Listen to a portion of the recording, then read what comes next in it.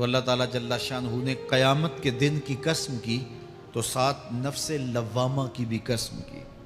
قسم تو کوئی بھی کرے تو سننے والا متوجہ ہوتا ہے کہ یہ جو قسم کی جا رہی ہے تو یہ کسی عنوان کی اہمیت کو بیان کرنا مقصود ہے، تو پھر قسم اگر رب کرے تو پھر سمجھنے کے لیے کافی ہے کہ وہ کتنا اہم مضمون ہوگا جس پہ میرا رب رب ہو کے قسم کر رہا ہے۔ تو قیامت پر اللہ تعالیٰ قسم فرما رہا ہے تاکہ اس کا قسم فرمانا اہل عقل کے لیے کافی ہو کہ اس کے اس بات کے لیے اس سے بڑی کیا دلیل ہو سکتی ہے کہ میرا رب اس پہ قسم کر رہا ہے۔ اَيَحْسَبُ الْإِنسَانُ أَن لَّن نَّجْمَعَ عِظَامَهُ، اللہ تعالیٰ ارشاد فرماتا ہے کہ کیا آدمی یہ سمجھتا ہے کہ ہم ہرگز اس کی ہڈیاں جمع نہیں فرمائیں گے؟ یہ ایک کافر تھا، عدی بن ربیعہ، یہ مراد ہے یہاں انسان سے۔ ایک روایت کے مطابق ابو جہل بن ہشام مراد ہے۔ تو یہ ابو جہل یا عدی بن ربیعہ یہ کہتے تھے کہ کیا ہڈیوں کو دوبارہ جوڑا جائے گا، دوبارہ ان کو جمع کیا جائے گا؟ یہ نہیں ہو سکتا، قیامت نہیں آ سکتی۔ وہ کہتے تھے یہ جہاں ہے بس ختم ہو جائے گا کام تمام، لہٰذا جو عزت پانی ہے، جو لذت حاصل کرنی ہے، جو عیش و عشرت کرنی ہے، جو کچھ کرنا ہے اسی جہان میں کر لو۔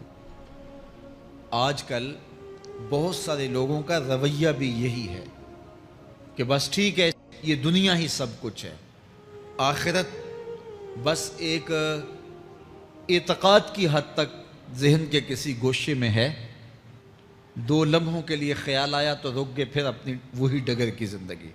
لیکن آخرت جب تیقن کی اس منزل تک پہنچ جائے پھر انسان کے اعمال کے اندر خود بخود جو ہے وہ نظم پیدا ہو جاتا ہے کہ چونکہ میں اللہ کے حضور پیش ہونا ہے اور ایک ایک عمل کا میں نے حساب دینا ہے۔ تو آخرت کے بارے میں یقین کی کمزوری انسان کو جو ہے وہ گناہوں کی دلدل میں پھنسا دیتی ہے، اس لیے آخرت کا یقین یہ بہت ضروری ہے تاکہ ہماری زندگی میں نظم پیدا ہو اور ہم اللہ کے حضور جھکنے والے، اس کے شکر گزار بندے، اس کی اتباع کرنے والے بنیں۔ تو اب وہ کافر کہتے تھے ابن ربیعہ یا ابو جہل کہ یہ جو ہڈیاں ہیں ان ہڈیوں کو کیسے دوبارہ زندہ کیا جائے گا۔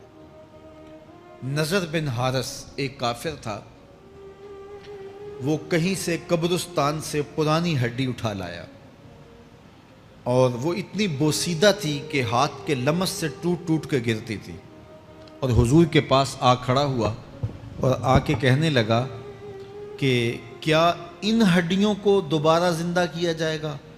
کون ہے ان کو جو دوبارہ زندہ کرے؟ اور ساتھ ہڈی توڑتا ہے اور اس کے ریزے زمین پہ گرتے ہیں۔ تو حضور علیہ السلام نے اللہ کی جانب سے اس کا جواب دیا۔ ذرا قرآن پڑھیے، سورہ یاسین کا آخری رکوع ہے، وَضَرَبَ لَنَا مَثَلًا وَنَسِیَ خَلْقَهُ قَالَ مَن يُحْیِی الْعِظَامَ وَهِیَ رَمِیمٌ۔ اب وہ باتیں کرنے لگ گیا ہے، اس کی زبان بولنے لگی ہے، اب کہاوتیں ہمارے لیے لاتا ہے، اور کیا کہتا ہے؟ مَن يُحْیِی الْعِظَامَ وَهِیَ رَمِیمٌ، ان ہڈیوں کو کون زندہ کرے گا جبکہ اتنی بوسیدہ ہو گئی ہیں؟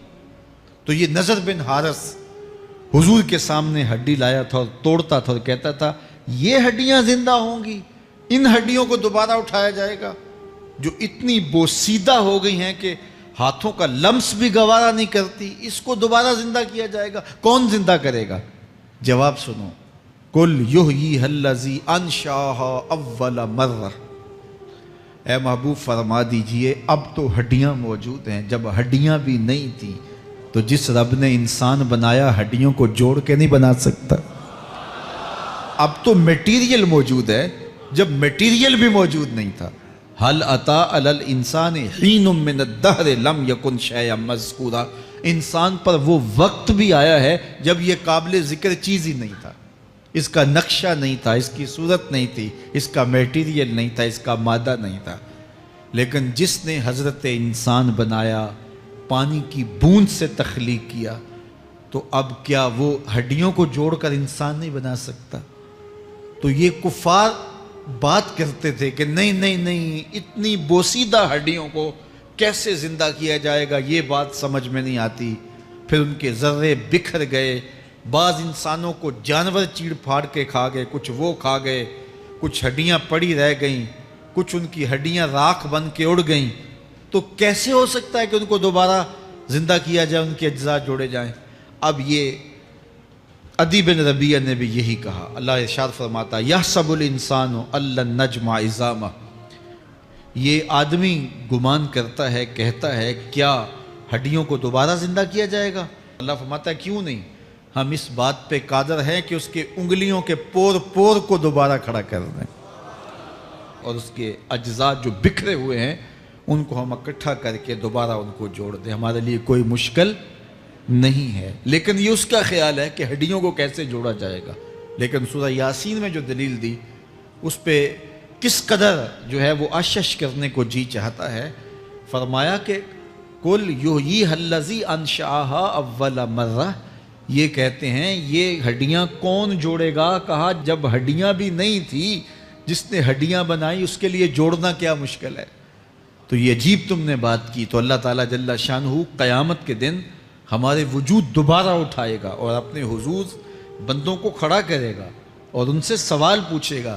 یہ نہیں ہے کہ جو مرضی کرتے گئے، ایک آدمی نے ظلم کیا، جبر کیا، زیادتیاں کی، لوگوں کا حق لوٹا، لوگوں کا مال غصب کیا، عزتیں پامال کی، اور اتنا مؤثر تھا کہ عدالتیں وہ خرید لیتا تھا، کچہریاں وہ خرید لیتا تھا، پولیس وہ خرید لیتا تھا، کوئی سے پوچھنے والا نہیں تھا، اس کی بات چلتی تھی، اس کا فون چلتا تھا، اس کا رکا چلتا تھا، عیش و عشرت کی زندگی گزاری اور مر گیا، ہزاروں کے حق غصب کر کے، ہزاروں کا مال ہڑپ کر کے، لوگوں کی آبروئیں لوٹ کے مر گیا اور قبر میں چلا گیا، بس قصہ ختم۔ اب نہ وہ اٹھے گا نہ اس سے حساب لیا جائے گا، تو پھر انصاف کہاں گیا؟ ایک عدالت ایسی ہونی چاہیے کہ جس عدالت میں اس کو بھی پکڑا جائے اور ٹکٹکی پہ باندھا جائے کہ دنیا پر تو کسی نے تجھے پکڑا نہیں، آ اس عدالت میں تیرے خلاف سلطانی گواہ بھی موجود ہیں اور تجھے گناہوں کا، جرم کا بدلہ بھی دیا جائے گا، اور منصف جو ہے وہ انصاف کرے اور ان مظلوموں کو کھڑا کیا جائے کہ دنیا پر تو تمہاری داد رسی کسی نے کی، اس دربار میں تمہاری پوری پوری داد رسی کی جائے گی۔ عقل مانتی ہے کہ ایک ایسا دربار ہونا چاہیے، ایسا احتسابی عمل ہونا چاہیے، ایک ایسی عدالت لگنی چاہیے کہ جس کا کہیں جسے انصاف نہیں ملا اس کو وہاں جا کے انصاف ملے، اور وہ دن قیامت کا دن ہے۔ اس کا یقین زندگی میں نظم پیدا کر دیتا ہے اور تھر تھر بدن کانپتا ہے کہ آج اگر ہم مؤثر بھی ہو جائیں اور کسی کے سامنے جواب دہ نہ ہوں، لیکن ایک عدالت تو ہے جہاں ہم نے جواب دہ ہونا ہے اور اپنے ایک ایک عمل کا حساب دینا ہے۔ تو اللہ ارشاد فرماتا ہے کہ اس عدالت کے سامنے تم نے پیش ہونا ہے، تمہارے جوڑ جوڑ کو اللہ تعالیٰ دوبارہ کھڑا کرے گا اور اس کو دوبارہ تخلیق کرے گا اور پیدا کرے گا، اور تم دوبارہ کھڑے ہو جاؤ گے، اس کی حضور پیش ہوگے۔ بل یرید الانسان لیفجر امامہ، بلکہ آدمی چاہتا ہے کہ اس کی نگاہ کے سامنے بدی کرے۔ استغفر اللہ۔ یہ ایک ظالم کافر تھا، وہ حضور کی خدمت میں آیا، کہنے لگا میں نہیں مانتا قیامت آئے گی۔ حضور نے اس کو دلائل دیے، تو جب دلائل کے سامنے بے بس ہو گیا تو کہنے لگا کہ جس قیامت کی آپ بات کرتے ہیں وہ قیامت آ بھی گئی تو میں نہیں مانوں گا۔ اللہ اکبر۔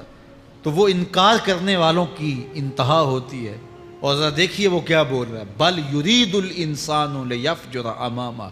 اس کی سرکشی دیکھیے، اس کا تمرد دیکھیے۔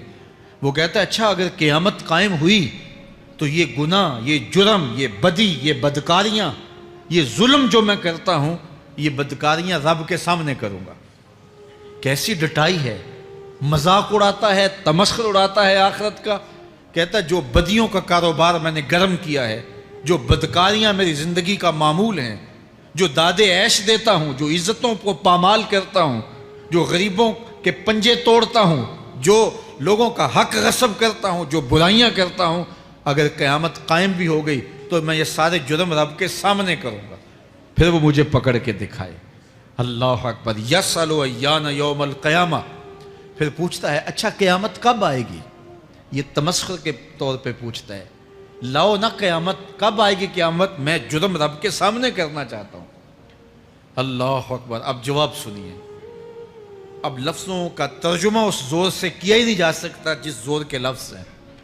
وہ کہتا ہے قیامت کب آئے گی، میں تو یہ جرم رب کے سامنے کرنا چاہتا ہوں، کوئی قیامت نہیں ہے، مذاق اڑاتا ہے، قیامت کب آئے گی؟ آواز آئی فَإِذَا بَرِقَ الْبَصَرُ وَخَسَفَ الْقَمَرُ وَجُمِعَ الشَّمْسُ وَالْقَمَرُ۔ جب قیامت آئے گی تو آنکھیں چندھیا جائیں گے، چاند بے نور ہو جائے گا، سورج اور چاند اکٹھے ہو جائیں گے۔ یقول الانسان یومئذ این المفر۔ آج جو کہتا ہے کہاں ہے قیامت، اس دن بھاگتا پھرے گا، کوئی پناہ گاہ ہو بتاؤ، کوئی ہے ٹھکانہ چھپنے کا، کوئی پناہ گاہ ہے؟ کلا لا وزر، آواز آئے گی کوئی ٹھکانہ نہیں ہے، آج کوئی ٹھکانہ نہیں ہے۔ الی ربک یومئذ المستقر، اگر ٹھکانہ ہے تو صرف رب کے پاس ہے، انہیں ٹھکانہ ملے گا جو رب کے بندے ہیں اور اس کی دہلیز پہ آنے والے ہیں۔ یُنَبَّأُ الْإِنسَانُ یومئذ بما قدم وأخر، اللہ تعالیٰ اس دن بتا دے گا جو آگے بھیجا اور وہ بھی بتا دے گا جو پیچھے چھوڑا، ایک ایک چیز تشت ازبام ہو جائے گی۔ یوم تبلی السرائر فما لہ من قوت ولا ناصر، اللہ فرماتا سارے راز کھل جائیں گے، جو بند کمروں میں جرم کیے داد عیش دیتا رہا وہ بھی کھل جائیں گے، اور پھر کوئی طاقت نہیں ہوگی، کوئی زور نہیں ہوگا، کوئی زر نہیں ہوگا جو اس کو بے نقاب ہونے سے بچا سکے۔ اے داور حشر میرا نامہ اعمال نہ پوچھ، اس میں کئی پردہ نشینوں کے بھی نام آتے ہیں۔ تو وہ کتنا سخت دن ہوگا، ارشاد فرمایا جائے گا کہ جو آگے بھیجا، جو پیچھے چھوڑا، جو جرم کرتا رہا، جو نیکیاں کی، جو برائیاں کی، سب کچھ تشت ازبام ہو جائے گا۔ بل الانسان علی نفسہ بصیرہ، بلکہ آدمی خود اپنے حال پر اچھی طرح خود آگاہ ہے۔ ہم اسے نامہ اعمال کے دفتر دیں گے جہاں سب کچھ لکھا ہوگا۔ قرآن بتاتا جب نامہ اعمال سامنے آئے گا تو وہ بے ساختہ پکار اٹھے گا، ما لہذا الکتاب لا یغادر صغیرۃ ولا کبیرۃ الا احصاها، ہائے اس کتاب کو کیا ہوا، اس نے چھوٹی بڑی کوئی بات نہیں چھوڑی، سب کچھ لکھ دیا۔ نامہ اعمال سامنے ہوگے، زمین بولے گی، ہاتھ پاؤں بولیں گے، فرشتے بولیں گے، کرامن کاتبین بتائیں گے یہ کیا کیا جرم کرتا رہا، کیا کیا گناہ کرتا رہا۔ تو اس دن ہر شے سامنے آ جائے گی، تو یہ تو ثبوت ہوں گے ہی ہوں گے، لیکن اللہ فرماتا ہے ثبوت تو اپنی جگہ، لیکن بل الانسان علی نفسہ بصیرہ، کیا انسان کو خود نہیں پتا کہ وہ کہاں کھڑا ہے؟ اس کو اپنے جرائم کی فہرست خود یاد ہے، اس کے ضمیر پہ خود اس کا بوجھ موجود ہے، اسے یہ نامہ اعمال نہ بتاتے، فرشتے نہ بتاتے، پھر بھی اسے پتا تھا کہ میں کیا ہوں اور کہاں میں نے جرم کیا ہے۔ وَلَوْ أَلْقَى مَعَاذِيرَهُ، اللہ اکبر، اگر اس کے پاس جتنے بہانے ہوں سب لا ڈالے، جب بھی کوئی اس کا بہانہ نہیں سنا جائے گا۔ قیامت کا دن ہوگا، دنیا کے اوپر تو بہانوں سے انسان بچ نکلتا ہے، کوئی جھوٹ بول لیا، کوئی جھوٹا گواہ پیش کر دیا، کوئی مکر کر لیا، کوئی رشوت چل گئی، کوئی سفارش کام آ گئی، کوئی بہانہ تراش لیا، بات کو توڑ موڑ کے پیش کر لیا۔ لیکن قیامت کا جب دن ہوگا تو کوئی نہ جھوٹا گواہ چلے گا، نہ رب کی پولیس رشوت لیتی ہے، نہ وہاں انصاف کے خلاف کوئی کام ہوگا، اور نہ ہی کوئی بہانہ چل سکے گا۔ اللہ اکبر۔ دوسری بات مفسرین نے یہ بھی لکھی کہ بعض اوقات یہ ہوتا ہے کہ انسان اپنے گناہ پر، اپنے جرم پر کوئی بہانہ تلاش کر کے لوگوں کو مطمئن کر لیتا ہے۔ جو اس نے جرم کیا، کسی سے زیادتی کی، کسی کا حق غصب کیا، تو لوگوں نے ملامت کی تو وہ کوئی بہانہ تلاشتا ہے اور لوگوں کو مطمئن کر لیتا ہے۔ بعض اوقات لاجواب کر دیتا ہے، بعض اوقات مطمئن بھی کر لیتا ہے۔ وہ لوگوں کو تو مطمئن کر لیتا ہے لیکن وہ خود مطمئن نہیں ہو سکتا۔ جس نے جرم کیا ہوتا ہے، جرم اس کو اندر سے ڈستا رہتا ہے، اس کا ضمیر اس کو ٹھوکریں مارتا رہتا ہے، اندر کی بے چینی اسے تنگ کرتی رہتی ہے، اگرچہ وہ دلائل سے، مکر و فریب سے باتوں کو توڑ موڑ کے عذر کر لیتا ہے، کوئی بہانہ بنا لیتا ہے، لیکن اس کے باوجود اس کے اندر کوئی چین، اندر کوئی اطمینان نہیں ہوتا۔ اللہ اکبر! تو مجرم بے چین رہتا ہے۔ آج ہماری بے چینیوں کا ایک سبب ہمارا مالک کی دہلیز سے منہ موڑنا اور بہت سارے دیدہ نادیدہ گناہوں کا ارتکاب کرنا ہے۔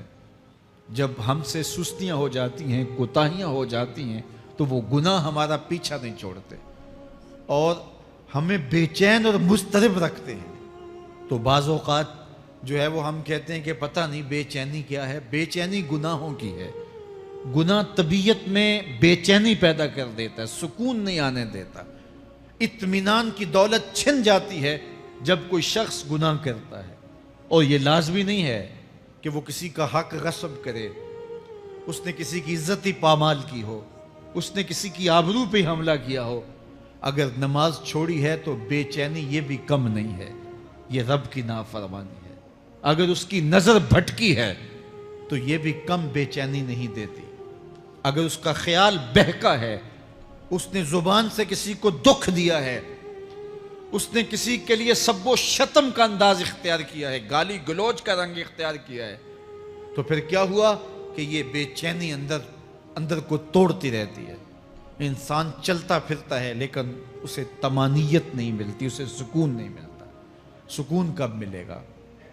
سکون تب ملتا ہے جب کسی سے زیادتی کی ہو تو اس سے جا کے معافی مانگ لی جائے، اور اس لجاجت کے ساتھ معافی مانگی جائے کہ وہ مجبور ہو جائے معاف کرنے پہ، تو پھر اندر طمانیت اتر جاتی ہے۔ اگر رب کی نافرمانیاں کی ہیں تو لیلۃ القدر کے دامن میں اس سے معافی مانگ لو، اتنی لجاجت سے معافی مانگو، اس قدر رو کے معافی مانگو، ترلے منت پہ اتر آؤ، ہاتھ جوڑو، آنسو بہاؤ، چیخو، چلاؤ، رو، اس کی دہلیز سے لپٹ جاؤ، اس سے اپنے گناہوں کی معذرت کرو۔ جب مالک نے معاف کر دیا، اندر کی ساری بے چینیاں مٹ جائیں گی، دل کو قرار مل جائے گا، دل کو تسکین نصیب ہوگی۔ تسکین اس کی دہلیز سے تمہیں ملے گی، یہ اندر سے پھوٹتی ہے، باہر سے نہیں آتی ہے۔ تسکین کے قافلے اندر ہی اترتے ہیں، اندر سے اس کے سوتے پھوٹتے ہیں، اس کے چشمے پھوٹتے ہیں۔ ہم باہر سے ڈھونڈتے ہیں، باہر سے تسکین نہیں ملتی، یہ اندر سے آئے گی۔ اس لیے اس دل کے اوپر لگے ہوئے میل کچیل کو، غلاظت کو دور کر لو اور کھرچ دو دل کے اوپر پڑے ہوئے جتنے بھی زنگ ہیں، تو پھر نتیجہ کیا ہوگا؟ دل ستھرا ہوگا، مصفا ہوگا، مزکا ہوگا، تو پھر دل پر نور ہوگا، تو پھر آپ کو زندگی گزارنے کا لطف اور سرور اور مزہ آنے لگ جائے گا۔ تو انسان جب دلیلیں تراشتا ہے، اس سے بعض اوقات اپنے آپ کو بھی مطمئن کرنے کی کوشش کرتا ہے، اوروں کو بھی مطمئن کر لیتا ہے، لیکن حقیقت میں اطمینان نہیں ہوتا، وہ بے چینی ہوتی ہے۔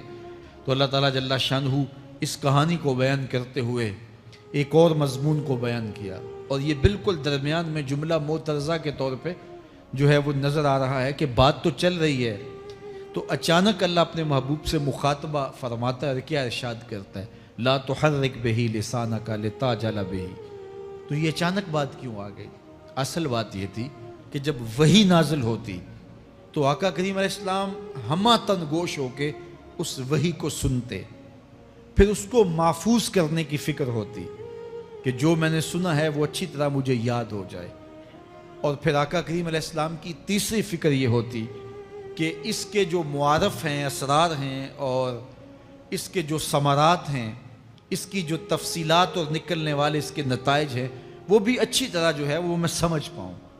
تو یہ تین مشقتیں بیک وقت حضور گوارا کر رہے ہوتے۔ اب قیامت کا ہولناک منظر جو پیش کیا گیا، اور پھر انسان جب اپنے رب کی نافرمانی کرتا ہے تو جو اس کا حال ہوتا ہے، تو یہ سارے مضامین کو اللہ کے محبوب سن رہے تھے۔ حضور کے قلب اطہر پر گرانی آئی، اور میرے رب کو کیسے گوارا تھا۔ جو حضور سن رہے تھے جلدی جلدی اس کو زبان پہ لانا چاہ رہے تھے تاکہ وہ اچھی طرح ازبر ہو جائے، لیکن اللہ نے محبوب کی اس مشقت کو دیکھا تو فرمایا لا تحرک بہ لسانک لتعجل بہ۔ محبوب آپ اپنی زبان کو جنبش نہ دیں، آپ جلدی کرتے ہیں تاکہ وہ جو میں نے سنا ہے وہ میری زبان پہ آ جائے، ان علینا جمعہ و قرآن، یہ ہمارے اوپر ہے، ہم آپ کے دل میں جمع بھی کریں گے، جو آپ کو سکھایا ہے وہ آپ کو یاد بھی رہے گا، وہ آپ بھول نہیں سکیں گے۔ فَإِذَا قَرَأْنَاهُ فَاتَّبِعْ قُرْآنَ، اور جب ہم پڑھ لیں تو پھر اس کے بعد آپ اس کو دہرائیں پڑھیں۔ ثُمَّ إِنَّ عَلَيْنَا بَيَانًا، پھر اس کی تفصیل بھی ہمارے ذمہ ہے، اس کا بیان بھی ہمارے ذمہ ہے۔ اس سے وہ لوگ جو حجیت حدیث کا انکار کرتے ہیں اور پھر وہ کہتے ہیں کہ نہیں بس قرآن مجید کی آیات ہی ہیں، اس کے علاوہ اور کچھ نہیں ہے، وہ من اللہ نہیں ہے، تو یہاں غور کرنا ہے۔ ثم ان علینا بیانہ فرمایا گیا، پھر ہمارے اوپر ہے اس کا بیان جو آپ کو ہم القاء کریں۔ اور آقا کریم نے فرمایا، سنن نسائی کی روایت ہے، انما اوتیت القرآن ومثلہ معہ، مجھے قرآن دیا گیا اور قرآن جتنے اور علوم بھی میرے سینے میں رکھے گئے۔ تو صرف قرآن ہی نہیں اتارا گیا حضور کے سینے میں، حضور کے سینے میں بہت کچھ نازل کیا۔ حضور کا سینہ گنجینہ ہے اسرار و معانی کا، اور اللہ تعالیٰ جل شانہ نے اپنے محبوب کو بہت کچھ عطا کیا۔ یہ بیان کرنے کے بعد فرمایا، کلا بل تحبون العاجلہ وتذرون الآخرہ۔ اللہ اکبر، کوئی نہیں بلکہ یہ جو تم لوگ ہو اے کافرو، تم اس چیز کو پسند کرتے ہو جو بالکل نقد ہے، جو جلد ملنے والی ہے۔ دنیا کا سودا نقد ہے، دنیا کے نفع نقد ہیں، دنیا کی لذات نقد ہیں۔ شیطان کہتا ہے اب چوری کرو اب مال آئے گا، اب زنا کرو اب لذت ملے گی، اب ڈاکہ کرو اب امیر ہو جاؤ گے۔ تو دنیا کے سودے نقد ہیں اور آخرت کے وعدے ادھار ہیں۔ وہ ارشاد فرمایا، بل تحبون العاجلہ، تم دنیا کی جو عاجل چیزیں ہیں، جو بالکل نقد سودے ہیں، تم ان کے پیچھے پڑتے ہو، وتذرون الآخرہ، اور آخرت کو چھوڑتے ہو۔ دوسرے مقام پہ ارشاد فرمایا سورہ الاعلیٰ میں، بل تؤثرون الحیات الدنیا والآخرۃ خیر وابقی، تم دنیا کی جیتی زندگی کو ترجیح دیتے ہو، حالانکہ آخرت بہتر بھی ہے اور دائمی بھی۔ میں آپ کی توجہ چاہوں گا، آخرت بہتر بھی ہے اور دائمی بھی، لیکن تمہاری ترجیح یہ دنیا ہے جس کی آخرت کے مقابلے میں کوئی حیثیت ہی نہیں ہے۔ حضور نے ارشاد فرمایا، اگر کسی کو جنت میں ایک کوڑا رکھنے کی جگہ مل جائے، ایک ڈنڈا رکھنے کی جگہ مل جائے، دنیا و ما فیہا کی دولتوں سے وہ زیادہ قیمتی ہے۔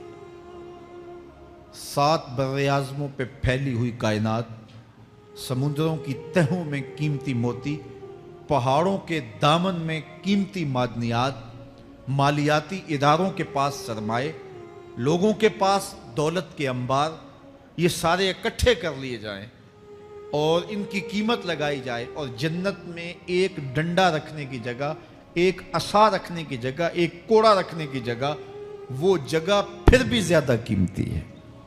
پراپرٹی ویلیو ہوتی ہے نا، وہ کہتے ہیں کہ دور دراز دیہات سے 10 ایکڑ فروخت کریں تو یہاں ہمارے بائی پاس پہ اگر لیں تو 1 کنال جگہ آئے گی، 10 ایکڑ فروخت کر کے یہاں 1 کنال ملے گی۔ اور اگر آپ مزید اس کو فروخت کر کے مزید جو ہے وہ کسی مہنگے علاقے میں چلے جائیں تو ہو سکتا ہے 2 مرلے اس 10 ایکڑ کے مقابلے میں آئیں۔ تو اس طرح مختلف جگہوں کی پراپرٹی ویلیو ہوتی ہے۔ اللہ کے محبوب جنت کی پراپرٹی ویلیو بتا رہے ہیں۔ 7 براعظموں پہ پھیلی ہوئی کائنات کو ایک پلڑے میں رکھیں، پوری دنیا کے اندر جو سرمائے ہیں، جو ماضی میں سرمائے لوگوں نے خرچ کر لیے، جو حال میں موجود ہیں، جو آنے والے ادوار میں لوگوں کے پاس آئیں گے، قارون کا خزانہ اور سرمائے سارے اکٹھے کر کے ایک پلڑے میں رکھ دیں، جنت میں ایک عصا رکھنے کی جگہ پھر بھی زیادہ قیمتی ہے۔ تو پھر دنیا کی آخرت کے مقابلے میں قیمت کیا ہوئی؟ دنیا کی جنت کے مقابلے میں ویلیو کیا ہوئی؟ اور جنت میں سب سے کم جگہ کس کو ملے گی؟ جو سب سے آخر میں جائے گا۔ ظاہر ہے سب سے کم جگہ اسی کے پاس ہوگی جو سب سے آخر میں جہنم کے دھکے کھا کھا کے، رگڑے سہ سہ کے پھر آخر میں جنت میں جائے گا۔ سب سے تھوڑی جگہ اس کے پاس ہوگی۔ حدیث پاک میں آتا ہے، بخاری میں آتا ہے، حضور نے ارشاد فرمایا، کہ جب جہنم سے آخری جہنمی نکالا جائے گا تو اللہ تعالیٰ اسے پوچھے گا بتا تیری کوئی آرزو، تو وہ کہے گا مالک یہ آرزو ہے، یہ آرزو ہے، مختلف آرزوؤں بتائے گا۔ اللہ فرمائے گا لکا ما تمنیتا، جو تو نے آرزو کی جا جا تجھے میں نے عطا کر دی، اب جنت میں چلا جا۔ تو اس کی تو توقع یہ ہوگی کہ سایہ دیوار جنت میں جگہ مل جائے تو غنیمت ہے، اور اگر جنت کے اندر جاؤں تو کوئی جھونپڑا مل جائے 2 مرلے کا تو وہ بھی کافی ہے۔ لیکن اللہ اسے کتنی جگہ دے گا؟ اللہ فرمائے گا جا جنت میں، تیرے لیے جنت میں دنیا سے 10 گنا جگہ ہے۔ 7 بر اعظموں کو 10 سے ضرب دے تو کہا کہ دنیا سے 10 گنا جگہ تیرے لیے۔ اس کو یقین ہی نہیں آئے گا، وہ کہے گا اتسخر وانت الملک، میرے رب تو بادشاہ ہو کے مجھ سے مذاق کر رہا ہے؟ اللہ فرمائے گا نہیں، تیرے لیے 10 گنا جگہ ہے، اور اس کے لیے 10 گنا جگہ ہوگی جو سب سے آخر میں جنت میں جائے گا۔ میں آپ کی توجہ چاہوں گا، جو آخری جنتی ہے اس کے پاس کتنی جگہ ہوگی، کتنی پراپرٹی ہوگی؟ آج تو 2 10 20 50 مربع کسی کے پاس ہوں تو وہ اتراتا ہوا چلتا ہے کہ میں اتنا بڑا ذمہ دار ہوں۔ جنت میں آخری جنتی کی جگہ کتنی ہوگی؟ دنیا سے 10 گنا جگہ۔ تو داتا گنج بخش علی حجویری کی جاگیروں کا عالم کیا ہوگا؟ بابا فرید الدین گنجے شکر کی جاگیروں کا عالم کیا ہوگا؟ پھر اصحاب رسول کی جاگیروں کا عالم کیا ہوگا؟ قیمتی کتنی جگہ کہ ایک ڈنڈا رکھنے کی جگہ مل جائے، دنیا و ما فیہا سے وہ قیمتی، اور وہ قیمتی جگہ دنیا سے 10 گنا جگہ اس کو دی جائے گی جو سب سے آخر میں جائے گا۔ تو مجھے بتائیے اس سے بڑا بے وقوف کوئی ہے جو آخرت کو برباد کر کے دنیا کا سودا کرتا ہے؟ بل توسرون الحیات الدنیا والآخرۃ خیر و ابقا، کہا آخرت بہتر بھی ہے اور دائمی بھی ہے، نہ ختم ہونے والی زندگی ہے۔ تو یہاں بھی ارشاد فرمایا کلا بل تحبون العاجلہ وتذرون الآخرہ، تم نقد کے پیچھے دوڑتے ہو، آخرت جو ادھار ہے اس کی پرواہ نہیں کرتے ہو۔ یہ نقد تمہیں مل بھی جائے، پہلی تو بات ہے ملتی نہیں ہے، دنیا تمہارے آگے بھاگتی ہے اور تم پیچھے بھاگ رہے ہو۔ کچھ حصہ تمہیں مل بھی گیا تو وہ کتنے سالوں کے لیے؟ 60 سال 70 سال، یہ تو بڑی لمبی زندگی ہے۔ ہمارے ہاں 45 سال ایوریج نکالی گئی ہے۔ 60 سال بھی کوئی جی لے، 70 سال بھی کوئی جی لے، کیا حیثیت ہے آخرت کے مقابلے میں؟ آخرت کا ایک دن یوم حشر قرآن بتاتا ہے 50,000 سال کا ہوگا۔ 50 سال کا نہیں، 50-100 سال کا نہیں، 50,000 سال کا ایک دن۔ پھر اس کے بعد نہ ختم ہونے والی زندگی، مینڈے کی شکل میں موت کو بھی ذبح کر دیا جائے گا، موت کو بھی موت آ گئی، اب موت نہیں ہے، نہ ختم ہونے والی زندگی۔ اور جو جنت میں چلا گیا سب سے آخر میں جانے والے کی یہ جائیدادیں۔ تو اصل زندگی تو آخرت کی زندگی ہے۔ کلا بل تحبون العاجلہ وتذرون الآخرہ، یہ تو ایک سودا ہے۔ اب اللہ تعالیٰ ایک اور چیز بتا رہا ہے، ذرا غور کیجئے۔ دنیا کی محبت دل میں ایسی پیدا ہو گئی کہ ہمیں سال کے بعد ماہ سیام میں مسجد میں آنا نصیب ہوتا ہے، اور ہم اپنی ہی دنیا میں مگن ہیں کہ یہی دنیا سب کچھ ہے۔ یہ کائنات بھی دیکھو، میرا رب بیان کر رہا ہے وجوہ یومئذ ناظرہ الی ربہا ناظرہ۔ وہ دن جب آئے گا تو جب بندے اس کے حضور حاضر ہوں گے جنہوں نے اپنی زندگی حزم و احتیاط سے گزاری ہوگی، رب کی اتباع میں، فرما برداری میں، اس کے حکموں کو پورے کرتے بسر کی ہوگی، پھر ان کو صلہ کیا ہوگا؟ اللہ فرمایا کچھ چہرے ہوں گے جو تر و تازہ ہوں گے، کھل کے گلاب ہو جائیں گے، چہرے منور اور تابہ ہوں گے۔ یہ اتنے کھلے کیوں ہوں گے، چہرے گلاب کیوں ہوں گے؟ الی ربہا ناظرہ، اس لیے کہ رب کا دیدار نصیب ہوگا۔ رب کا دیدار نصیب ہوگا تو چہرے کھل جائیں گے اور چہرے شگفتہ ہو جائیں گے، چہرے تر و تازہ ہو جائیں گے۔ یار کوئی پرانا دوست مل جائے اور آپ سخت صدمے کے ماحول میں ہوں تو اچانک اسے دیکھ لیں تو آپ کا چہرہ کھل جاتا ہے اور آپ کا چہرہ گلاب بن جاتا ہے، تو پھر کیا منظر ہوگا؟ دنیا کے تھکے ہوئے لوگ، جنگوں کے ستائے ہوئے لوگ، بدر، احد، حنین اور کربلا کی سختیاں گوارا کیے ہوئے لوگ، تہجد کے اندر لمبا قیام کر کے راتوں کی تنہائیوں کے تھکے ہوئے لوگ، حلال کھایا حرام نہیں کھایا اور دنیا سے پیچھے رہ گئے، دنیا آگے چلی گئی اور یہ حلال کی تلاش میں بظاہر پیچھے رہ گئے۔ گھر والے بھی تانے دیتے ہیں کہ تم تو پیچھے رہ گئے، دنیا کہاں چلی گئی، تمہارے رشتہ دار کہاں چلے گئے۔ تانے اور تانوں تشنی کے برستے تیر سہے ساری زندگی گزار دی۔ دکھوں کے مارے ہوئے یہ شخص جب قیامت کے دن اپنے رب کے حضور جائیں گے تو اللہ رخ انور سے نقاب ہٹا دے گا، پھر کیا ہوگا؟ اللہ کا دیدار ہوگا تو یہ چہرے کھل جائیں گے، ساری تھکن اتر جائے گی، جنم جنم کی ساری تھکن اتر جائے گی اور چہرے شگفتہ گلاب بن جائیں گے۔ اللہ فرمائے گا دیکھو ان کے چہرے کیسے کھلے ہوئے، وجوہ یومئذ ناظرہ الی ربہا ناظرہ۔ یہ تو خوش نصیب لوگوں کے چہرے ہیں۔ ووجوہ یومئذ باسرہ، اور پھر اس دن کچھ منہ بگڑے ہوئے ہوں گے۔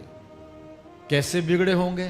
پاؤں میں درد ہو تو چہرے پر بگاڑ ہوتا ہے، پیٹ میں درد ہو تو چہرہ اچھا دکھائی نہیں دیتا، کان میں درد ہو، آنکھ میں درد ہو، سر میں درد ہو تو چہرہ بگڑ جاتا ہے۔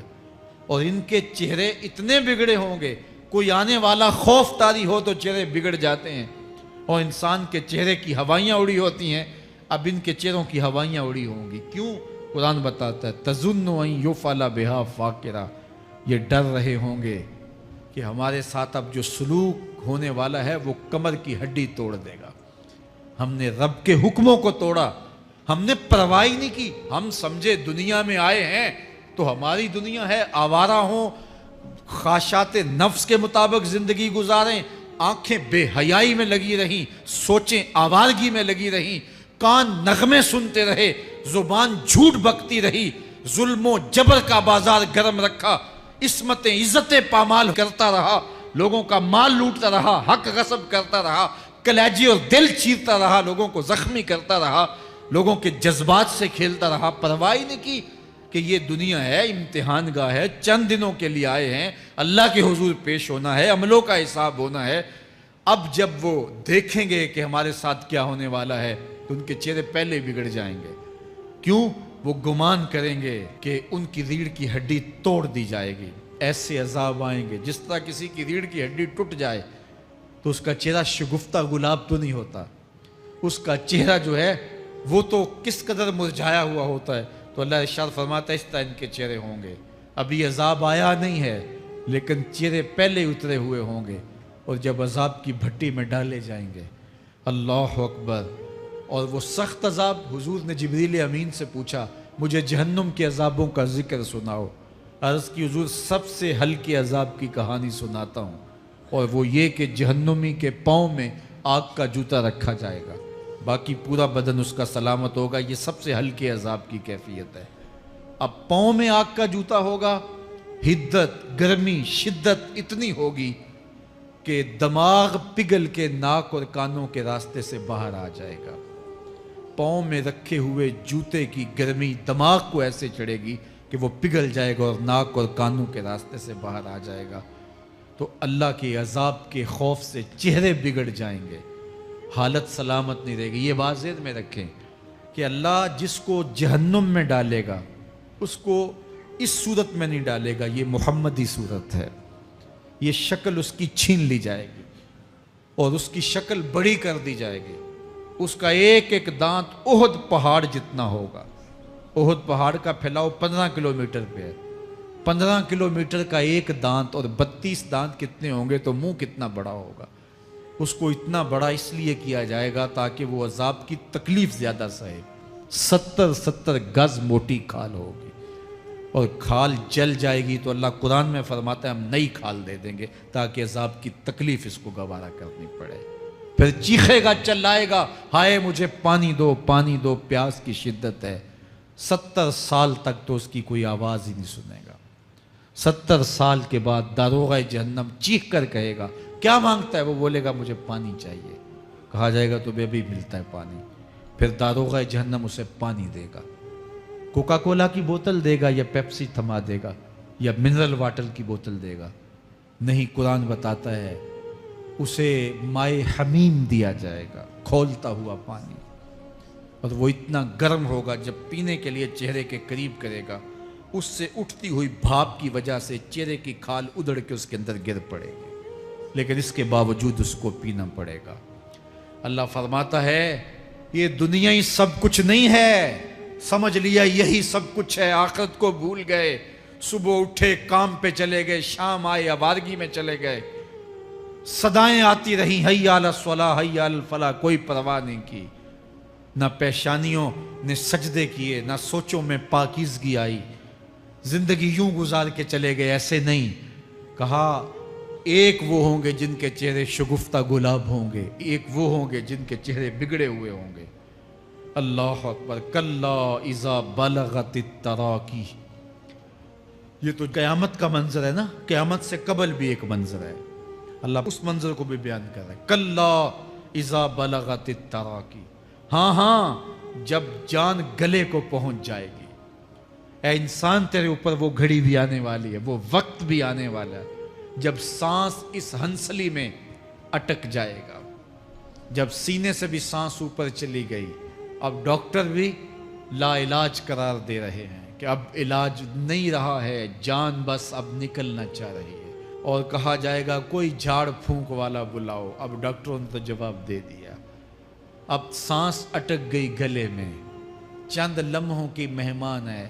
अब डॉक्टरों ने कहा अब हमारी जानब से ला इलाज हो गया, अब ले जाओ इसको घर या वेंटिलेटर पे डाल देते हैं इसको, बस अब हमारी जानब से कोई इसका इलाज नहीं है। अब घर वाले रोते हैं, कहते हैं कोई झाड़ फूंक वाला लाओ, कोई दम वाला लाओ, शायद वो कोई दम करे तो इसकी जान में जान आ जाए। डॉक्टरों ने तो लाइलाज करार दे दिया। वह ज़न्ना अन्नहुल फिराक, अल्लाह फरमाता है ये तो झाड़ फूंक वाले को ढूंढ रहे हैं, लेकिन जिसकी सांस यहाँ अटकी है वो समझ गया है अब मौत आ गई है, उसको यकीन हो गया है कि अब मौत के लम्हे आ गए हैं, अब मैं बच नहीं पाऊंगा। अब आंखें ताड़े लगी हुई हैं।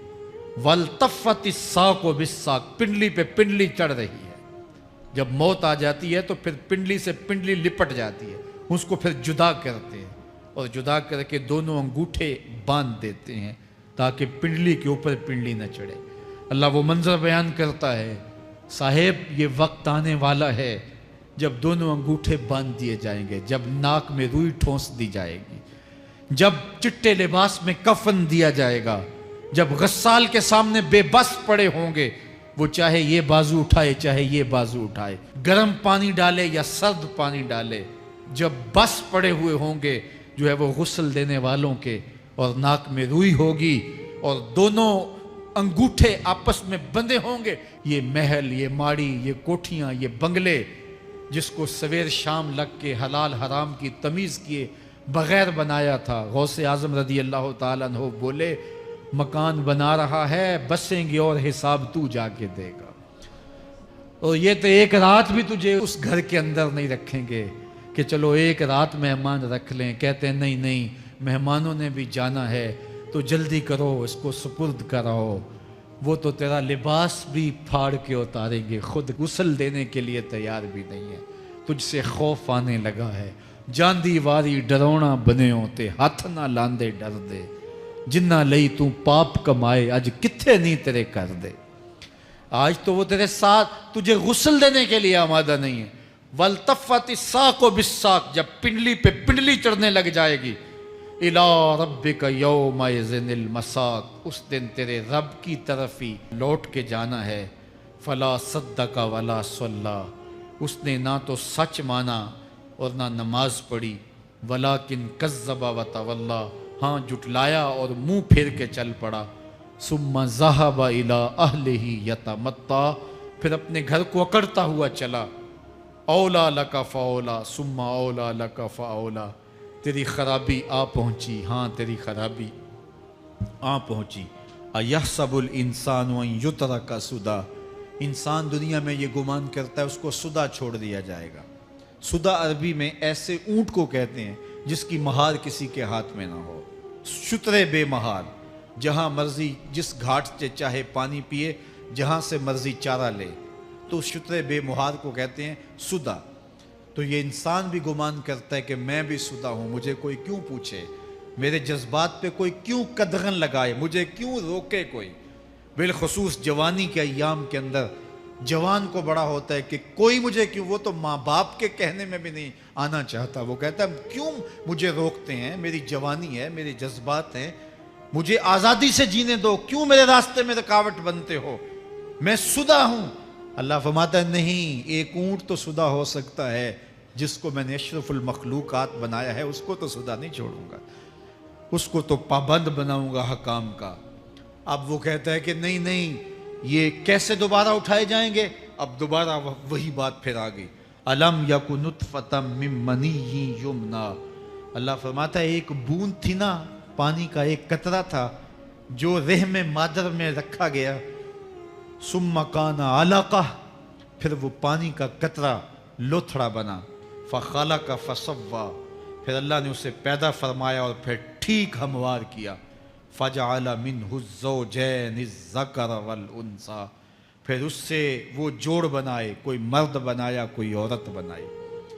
کہا اب غور کر، اب تیری آنکھیں دیکھتی ہیں، بجلیاں چمکتی ہیں، تیری زبان کا طوطی بولتا ہے، لوگ اشش کرتے ہیں تیری گفتگو پہ، تیری گفتار پہ صدقے جاتے ہیں، تیرے لہجے کے جمال کو دیکھتے ہیں، تیرے سینے کا زور، تیرے پنجوں کی طاقت، تیری دماغ کی تیزیاں اور تیری سوچوں کے اجالے، تیری زوردار ٹانگیں، تیرے کڑیل بازو اور تیری چوڑی چھاتی اور تیرے گلاب کی پتیوں جیسے ہونٹ، اے انسان یہ سب کچھ کہاں تراشا گیا؟ ماں کے رحم میں، اس تاریکی میں جو 3 پردوں میں تھی، تیرا سر تیرے گھٹنوں میں تھا، اور تیرے رب نے وہاں تیرے اندر نسوانیت یا رجولیت کی صلاحیتیں پیدا کی، تیری آنکھوں میں چمک پیدا کی، تیرے کانوں میں نغمے بکھیرے، تیری زبان کے پٹھوں پہ قوت ذائقہ رکھی، تجھے بولنے کی صلاحیت دی، تیرے پنجوں میں زور رکھا۔ آج تو مفتی شہر ہے، آج تو علامۃ الدہر ہے، آج تو قاضی القضات ہے، آج تو منسٹر ہے، آج تو وزیر اعظم ہے، آج تو پہلوان ہے، آج تو شہزادہ ہے، آج تو بادشاہ ہے، آج تو زوراور ہے، آج تیری طاقت کے کیا کہنے، آج شیروں کو تو نچا لیتا ہے، ہاتھیوں کو تو بٹھا لیتا ہے، آج تو بڑا زوراور گھڑ سوار ہے، آج تیری طاقت کے کیا کہنے، تو کشتی کرتا ہے، زمانہ دیکھنے آتا ہے، آج تیری طاقت کے شہرے ہیں، تیری عظمت کے تنتنے ہیں، لیکن انسان تو ایک ناپاک قطرہ تھا اور رحم مادر میں تھا، تیرے اندر یہ رنگ کس نے بھرے، تیرے کانوں میں نغمے کس نے رکھے، تجھے دماغ کی قوتیں کس نے دی، زبان کو بولنا کس نے سکھایا، آنکھوں میں توانائیاں کس نے رکھیں، تیری زبان کا طوطی بولتا ہے، یہ سلیقے کس نے دیے؟ پھر اللہ فرمایا، کتنا زوردار بیان ہے، الیس ذالک بقادر علی ان یحیی الموتیٰ، جو ماں کے پیٹ میں ایک نطفے کو ایک خوبصورت انسان بنا سکتا ہے، ہڈیوں کو جوڑ کے دوبارہ انسان نہیں بنا سکتا؟ کیا وہ دوبارہ تجھے کھڑا نہیں کر سکتا اپنے سامنے پیش ہونے کے لیے، جس کے حکموں کو تو نے توڑا ہے، جس کے فرامین کا تو نے مذاق اڑایا ہے؟ کیا وہ اتنا ہی بے بس ہے کہ اپنے حضور تجھے جو ہے وہ کھڑا ہی نہیں کر سکتا ہے؟ جس رب نے تجھے ماں کے شکم میں شکل دی، حضرت شیخ فرید الدین عطار بولتے ہیں، سانے کزتی سلاتی می شود، ایسا کاریگر ہے مٹی سے بادشاہ بنا ڈالتا ہے۔ اس نے مٹی سے دارا و سکندر بنائے، اس نے مٹی سے جو ہے وہ رستم و سہراب بنائے، اس نے مٹی سے کیا کیا بنا دیا، جو مٹی سے بادشاہ بنا سکتا ہے، جو نطفہ رحم مادر سے جو ہے وہ شکل اور صورت اور رنگ اور جمال بنا دیتا ہے۔ تیری صورت نکھرتی ہے، تیرے ہونٹ گلابی ہیں اور تیری نرگسی آنکھیں ہیں، تیرے ریشمی بال ہیں اور تیری خوبصورت رنگت ہے، تو چال چلتا ہے تو لگتا ہے قیامت چل رہی ہے، تیرا قد رانا جو ہے وہ صنوبر کو شرماتا ہے، تیری گفتار کے تنتنے ہیں، جس نے اتنی خوبصورت شکل ماں کے رحم میں بنائی، کیا وہ ہڈیوں کو جوڑ کے دوبارہ انسان نہیں بنا سکتا؟ وہ دوبارہ انسان بنائے گا اور پھر تجھے اپنے حضور کھڑا کرے گا۔ اور ایک حدیث میں آتا ہے اللہ بندے کو اپنے حضور کھڑا کرنے کے بعد اپنے سامنے سے ہٹنے نہیں دے گا جب تک 5 سوال نہیں پوچھ لے گا۔ ان عمرہ ہی فیما افنا ہو، اس کی عمر کے بارے میں پوچھے گا کہاں ضائع کی؟ میں نے تجھے زندگی دی 60 سال 70 سال 40 سال 50 سال، اس زندگی کو کہاں گزار کے آیا ہے؟ ان شباب ہی فیما ابلا ہو، اس کی جوانی کے بارے میں پوچھا جائے گا جوانی کہاں گزار کے آیا ہے؟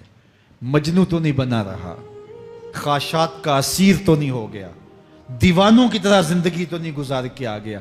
تیری جوانی کسی چوک میں تو نہیں گزری، تیری جوانی آوارگی میں تو نہیں گزری، ساری رات سوشل میڈیا کے اوپر گندگی اور غلاستیں تو نہیں دیکھتا رہا؟ تیری زندگی گزری کہاں ہے؟ تیری جوانی گزری کہاں ہے؟ اگر کوئی جواب نہ ہوا تو پھر کیا جواب دے گا؟ اور وہ کتنا خوش نصیب ہوگا جو کہے گا مالک میری جوانی سجدوں میں گزری، میری جوانی قیام میں گزری، میری جوانی رکوع میں گزری۔ میرے حضور فرماتے ہیں سبعۃ یظلھم اللہ فی ظلہ یوم لا ظل الا ظلہ، 7 اشخاص ایسے ہیں قیامت کے دن جب کوئی سایہ نہیں ہوگا، اللہ ان 7 کو اپنے عرش کا سایہ دے گا۔ ان میں سے دوسرا شخص میرے حضور نے بیان فرمایا وشاب نشأ فی عبادت اللہ، وہ جوان جس کی جوانی اللہ کی عبادت میں گزری۔ جوانوں اپنی زندگی کو مالک کی دہلیز پہ لے آؤ۔ جوانی وہی ہے جو مالک کی چوکھٹ پہ گزرے۔ اپنے دل کا تعلق جوڑو، عشق کرنا ہے تو پھر آمنہ کے لال سے کرو، محبت کا رشتہ ان سے جوڑو، تعلق کا ربط ان سے قائم کرو، جوانی کو دین کی راہ پہ ڈالو۔ اللہ اکبر، سنو میرے حضور کا فرمان، انا حبیب اللہ، میں اللہ کا حبیب ہوں۔ پھر فرمایا الشاب التائب حبیب اللہ، جو جوان جوانی میں توبہ کرے وہ بھی اللہ کا حبیب ہے۔ آؤ اللہ کے حبیب بن جاؤ، اللہ کے حبیب بن جاؤ، اللہ کے حبیب بن جاؤ، اللہ کے محبوب بن جاؤ۔ لیلۃ القدر کی گھڑیاں ہیں، رات کا پچھلا پہر ہے، اللہ کے حضور یہ عہد کر کے اٹھو مالک جو زندگی گزر گئی، آئندہ جوانی کا ایک ایک لمحہ تیرے لیے گزرے گا، جیوں گا تو تیرے لیے، مروں گا تو تیرے لیے۔ میری ایک ایک سانس تیرے نام وقف ہوئی، میری زندگی کی ایک ایک ساتھ تیرے نام وقف ہوئی، میں اپنا سب کچھ تیرے لیے پیش کرتا ہوں۔ میری زندگی کا مالک بھی تو ہے، میری موت و حیات کا خالق اور مالک بھی تو ہے، یہ زندگی تو نے دی، تیری امانت ہے، تیرے حضور ہی پیش کرتا ہوں۔ اور لیلۃ القدر کی گھڑیوں میں اس عزم کے ساتھ گھروں کو لوٹو کہ اللہ میری زندگی کا ایک ایک لمحہ تیرے نام ہوا، آنے والے موسم تیرے نام ہوئے، میری جوانی تیرے نام ہوئی، میرے آنسو تیرے نام ہوئے، میری پیشانی تیرے نام ہوئی، میرے دل کی دھڑکن تیرے نام ہوئی، میری صلاحیتیں تیرے نام ہوئی، میری زبان بولے گی تو تیری تسبیح بولے گی، تیرے ذکر کے ترانے پڑے گی، میرے کان سنیں گے تو قرآن کے نغمے سنیں گے، میری آنکھیں دیکھیں گی تو مالک تیری قدرت کی نشانیاں دیکھیں گی، تیرے رسول کا روضہ دیکھیں گی، تیرا کعبہ دیکھیں گی۔ مالک میری زبان سچائی کے نور سے مالا مال ہوگی اور میں ساری زندگی تیرے نام کرتا ہوں۔ اور جب آپ اپنی ساری زندگی اللہ کے نام کر دیں گے تو پھر وہ پوری کائنات تمہارے نام کر دے گا۔ کی محمد سے وفا تو نے تو ہم تیرے ہیں، یہ جہاں چیز ہے کیا لوح و قلم تیرے ہیں۔ اللہ آپ سب کو اپنی پناہ میں، امان میں اور حفاظتوں کے حصار میں رکھے۔